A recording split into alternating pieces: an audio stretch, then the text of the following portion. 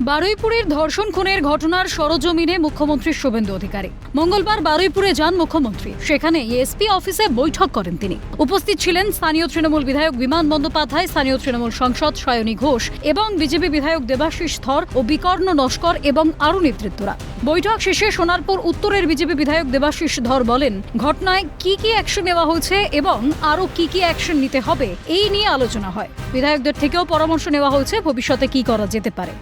সবথেকে যেটা নিয়ে বেশি আলোচনা হলো যে এই ঘটনাটাতে কোনো রকমভাবে গভর্নমেন্ট কোনো জাতি, ধর্ম, বর্ণ কিছু না দেখে, রাজনৈতিক দল না দেখে ব্যবস্থা নেবে। এই জন্য সব দলকে, মানে আমাদের এখানকার মাননীয় এমপি ছিলেন, অন্যান্য এমএলএরা ছিলেন, আমাদের দল থেকে বিজেপির আমরা 3 জন এমএলএরা ছিলাম। পুরো ঘটনাটা কিভাবে ঘটেছে, কি অ্যাকশন নিয়েছে এবং কি আরও অ্যাকশন নিতে হবে। আর আমাদের থেকেও সাজেশন নেওয়া হয় যে পুলিশিং সিস্টেমটাকে কি করে আরও ইমপ্রুভ করা যায়, আরও কিভাবে, মানে যে এই ধরনের ঘটনা ঘটলে আমরা আগামী দিনে কি করে এটাকে ট্যাকল করতে পারি।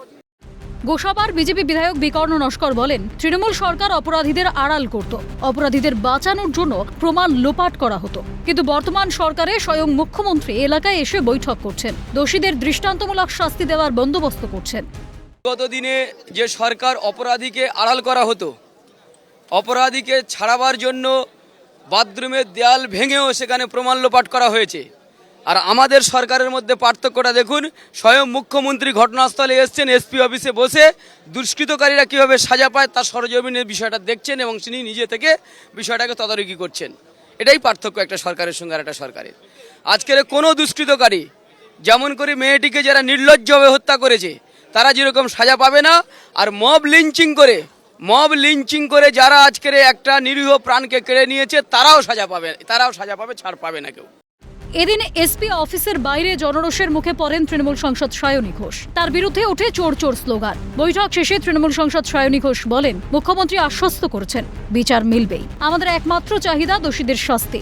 মুখ্যমন্ত্রী বলেছেন কঠোর ব্যবস্থা নেওয়া হবে। ঠিক আছে, সিএম দেখছেন, কোনো অসুবিধা নেই এবং উনি আশ্বাস দিয়েছেন দ্যাট ফুল ইনভেস্টিগেশন হবে, সো কোনো অসুবিধা নেই। So justice will be delivered, no problem. We are satisfied এবং আগামী দিন যাতে সুইফট ডেলিভারি অফ জাস্টিস হয় সেটাই আমাদের একমাত্র চাহিদা এবং সেটা উনি করবেন। পরিবার যতটা যা চাইছে তার থেকে বেশি করা হবে। সব মিলিয়ে বারুইপুরে ধর্ষণ খুনের ঘটনায় করা অবস্থান মুখ্যমন্ত্রী শুভেন্দু অধিকারীর। ঘটনার 48 ঘন্টার মধ্যেই মূল অভিযুক্ত সহ 3 জনকে গ্রেফতার করা হয়। দোষীদের দৃষ্টান্তমূলক শাস্তি দেওয়া হবে বলেই আশ্বাস মুখ্যমন্ত্রীর। রাজ্যে এই ধরনের ঘটনার আর যাতে পুনরাবৃত্তি না ঘটে সেদিকেও কড়া নজর রাজ্য সরকারের। ক্যামেরায় সুরজিৎ প্রামাণিক, বিধান মাহাতোর সঙ্গে সায়ন্তন ভট্টাচার্য, মফিজুল ইসলামের রিপোর্ট, ক্যালকাটা নিউজ।